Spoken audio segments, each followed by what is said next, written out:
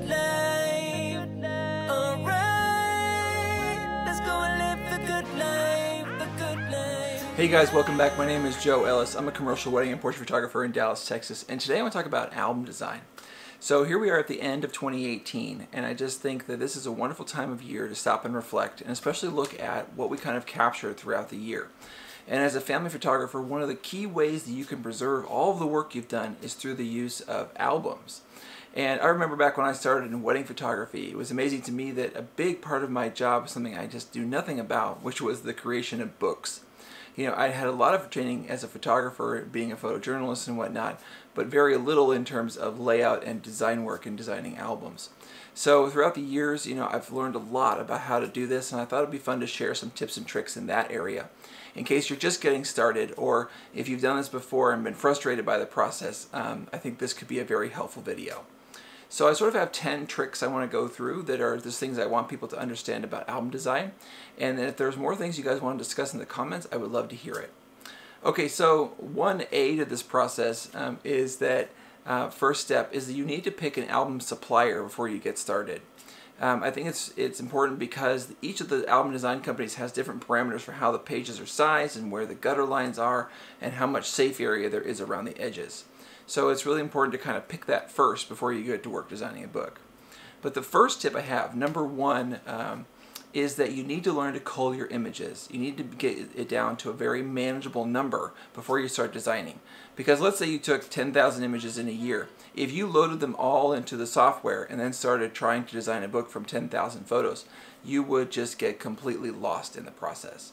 So if you can get it down to just a couple hundred images or 150 images, or even better, 125 images, you're going to have a much easier time designing a book.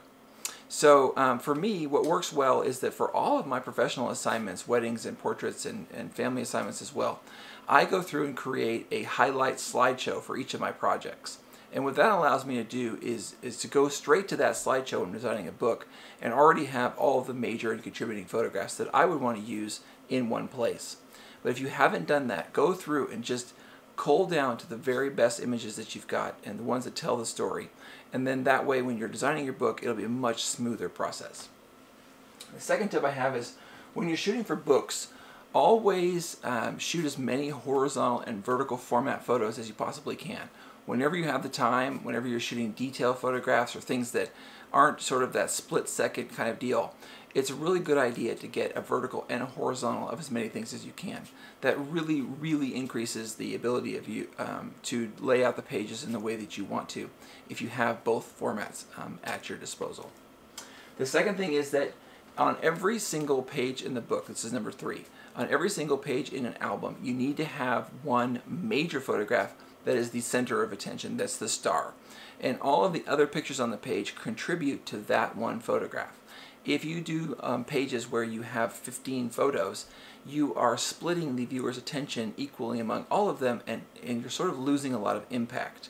It's okay to do that sometimes. Like for example, on a wedding album, I tend to have one spread in the book that's like 16 or so dancing photographs. That's just all of your friends and family, you know, cutting rug and having fun. And it's a great way to kind of get a lot of content into the book of those moments, because none of them are really a major moment on the wedding day. When it comes to major moments, like when you're walking back up the aisle, or when you know, there's a first dance or an exit or something like that, then on all of those pages I'm going to have one major picture and contributing pictures that go with it. And I'll show you guys that here in a minute. Okay, number 4 goes right along with that, and that is just the very simple advice that the fewer pictures that are on a page, the more impact they're going to have. The most impactful design you can have on a page, believe it or not, is to have one photograph on that page. That is the most impactful thing that you can do. Okay, number 5, watch sight lines. And we'll see an example of this in a minute, but when you're designing a book, where people are looking or where vehicles are going or where arrows are positioned in a photograph and where they are in relation to the page matters, because it will cause the eye to leave the page or stay in the page, and it keeps your viewer's attention focused on where you want it. So one sort of rule that I have is, like, for example, if I have someone on the side of a page and it's a major photograph, for example, and they're looking out of the spread, that leads the eye off the page. And oftentimes I will want to place that photograph in a way that it leads into the design, and that keeps the viewer's attention where I want it. Number 6. In general, I don't mix black and white and color photographs on the same spread. I will put them in the same album if I really feel strongly that certain pictures need to be in black and white. But in general, I think that cohesiveness that way is important. And if you create an all black and white album or an all color album, I think those tend to work the best. Okay, number 7. Be consistent in your design work. In terms of the way the pages are laid out, you can reuse designs and that kind of thing. I think that some people get bogged down in trying to reinvent the wheel every time they're creating a new spread, but I think that the key here is not for people to be complimenting your design work. The key is for them to be looking at your photography and enjoying the photography. So I tend to keep things pretty understated, and I'm not afraid to keep things simple. Also, it's really critical that all of your spacing and sizes and things excuse me, are consistent. And the album design software that you use will help with that in a lot of respects. If you're designing pages, manually using Photoshop or using InDesign, that kind of thing, that can be a real pain. So just be aware of that and make sure that you create some consistent rules for yourself as you're designing. If you're using like Fundy Album Designer, like I'll be showing in a minute, a lot of that is already taken care of for you. Okay, number 8.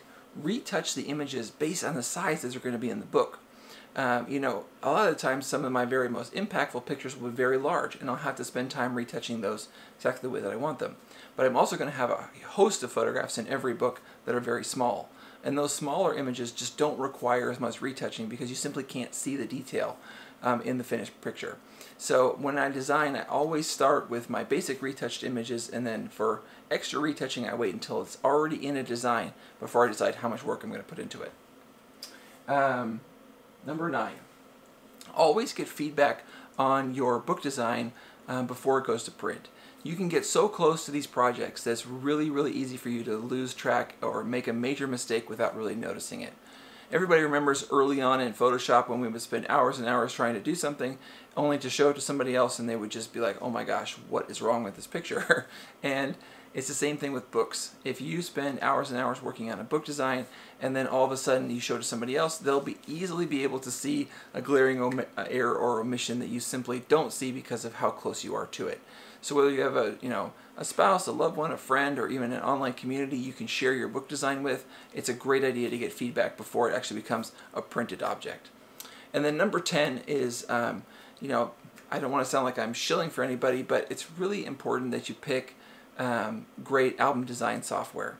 Now, there are 2 sort of major brands in my mind right now that I hear about all the time. One is the one that I use, which is Fundy Album Designer, and the other is Smart Albums.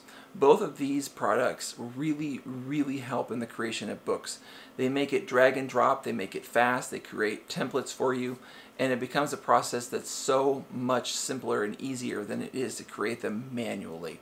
So if you are doing this for the first time, or you're getting into it, or you plan on doing a lot of these in the future, I think it's a really, really smart investment to think about dedicated album design software. So let's jump into Fundy Album Designer. I'm going to show you guys a few of the things I talked about and just kind of give you a basic feel for how this process goes for me. Okay, so here we are in Fundy Album Designer, and this is the screen that you would come to right when you sort of open the program and you've told it, I want to create an album, and you have told it which pictures you want to look at. So I just went and added photos here. I'm creating a 10 by 10 album. So here's a wedding we did earlier this year. And the first thing that I do when I'm creating an album is I need the first page of the book to act a lot like a photo essay, in the sense that I want the first picture in the book to have a lot of impact, to introduce the story, and to be one of my most powerful pictures. And so here, this is not necessarily the most storytelling photograph, by the way, but it is a great introduction to the story. So when I create a slideshow, I often do exactly the same thing. So here's the first picture from my slideshow, and it works as the first page in the book. So I just drag and drop it up here, and now I can reposition the picture like this. And if there's a problem with the gutter lines and things, I can see it. I'm getting very close to kind of clipping her dress here. And I might actually like them more in this position, for example. And so I could either live with this white space over here, or, for example, I could just launch this into Photoshop and then I could bring it back into the project automatically, update it by adding something here in terms of stretching the picture out or whatnot. So here's my first spread. The other thing I'm going to do, and I most often do this in Photoshop, is I'm going to add their names and wedding date to this spread. If I touch the photograph and I hit the edit button here, it will launch it into Photoshop or an external editor of your choice if you're in Luminar or so on and so forth. And then once you save it and come back to Fundy, it will update to the newer version of the picture. Okay, so let's do a spread with some more photos. So, you know, early on in the day, in terms of shooting a wedding, you're going to be doing some hair and makeup and some getting on the dress and whatnot. So let's pick a bunch of those pictures real quick. So I'll just grab a couple here, and maybe this one, and the one of the girls. And then I think my major picture for this spread is going to be her putting on her wedding gown. So that will be the largest picture in this spread. So I'll grab my photos and I'll just kind of throw them up onto the spread, and Fundy automatically picks a template and just kind of throws them in there. Now, you can see that this one that it picked does not have a dominant picture in terms of sizing, and that is generally something that I don't prefer in album design. So by cycling through the different designs, I can kind of pick one that more closely matches my vision. Now you can do that by a lot of different methods, but one of the quickest ways in Fundy Album Designer is by hitting the number keys on the top of your keyboard, and it will cycle through a lot of the different available designs. So here's one I think will work. So if I double click in now, I've got a design I kind of like. The only thing is that my major picture here, I want to be on the right because of the way the timeline in the day worked. Now in Fundy Album Designer, you can swap left and right at any time just by hitting the space bar. So now I've swapped the left and right. I'll grab my dominant photo and I'll put it into position. And so from here, I will go in and edit this a little bit. So I can move this one over here, and maybe I'll move this around a little bit and put this one right here. And then I don't know if I like this one being all the way over on the right, so I might pull it off of the gutter line just like that. And that, you guys, is as easy as it is to create a page design in Fundy Album Designer. And so I can do one more for you just to kind of show you how this process will keep going. I could look at the first look, for example. Maybe I want to use this picture, and if I double click on them, I can see them larger and I can rate them and do all kinds of fun stuff. But let's grab that one and that one and that one, and let's grab this one.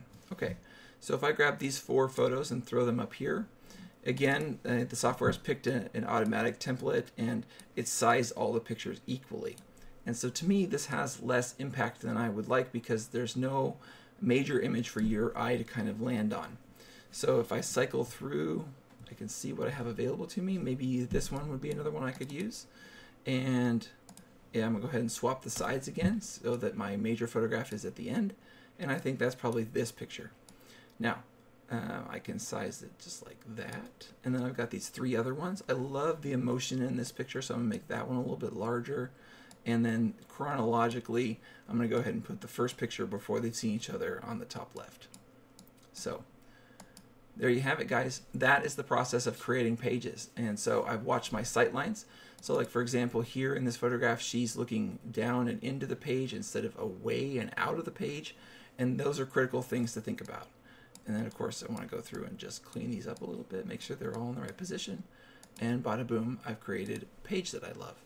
And so I will go through the entire take of photographs in my slideshow, and I will create pages based around each of the major moments in the day. And I will go through and tweak each of the designs as you saw until I have a completed book. When I'm done, I can just go up to this arrow here and I'll go export for print, and then a Fundy Album Designer will go ahead and create all the spreads for me in high res, and then I will simply go to my ordering tool online and order the book that way. So that is as simple as it gets, guys. That is album design, and those are my tips. If you're going to be a book designer, if this is a part of your life as a photographer, I think it's critical to have great software to help you along in this process. The 2 competing pieces of software that seem to be leading the industry right now in my mind are Fundy Album Designer at fundyalbumdesigner.com, and that starts at about $149. And then there's Smart Albums at smartalbums.com, and that software starts at around $299, but also has a monthly subscription that you can do instead. So there you go, guys. We can go into deeper detail if you guys want to. Just tell me in the comments. I can do more about album design in the future. But those are some basics and how you get started. And if you guys have a book design you want to do, then I highly recommend you guys get after it.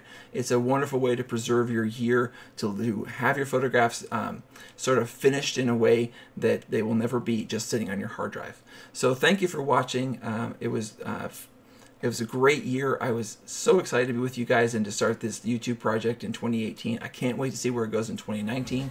Please subscribe, hit the notification bell, and I'll see you guys in the next one.